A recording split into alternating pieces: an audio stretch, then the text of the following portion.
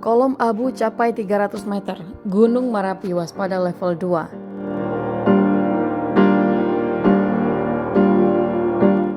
Telah terjadi erupsi Gunung Merapi, Sumatera Barat pada tanggal 7 Januari 2023 pukul 6.11 waktu Indonesia Barat dengan tinggi kolom abu teramati 300 meter di atas puncak, kurang lebih 3.191 di atas permukaan laut.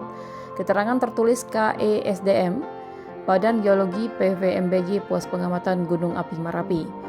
Erupsi terekam oleh seismogram dengan amplitudo maksimum 13,4 mm dan durasi kurang lebih 45 detik.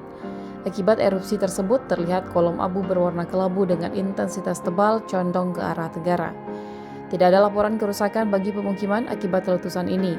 Namun BVMG menyatakan Gunung Merapi saat ini berstatus waspada level 2. Masyarakat, pengunjung atau wisatawan tidak diperbolehkan mendaki Gunung Merapi pada radius 3 km dari puncak.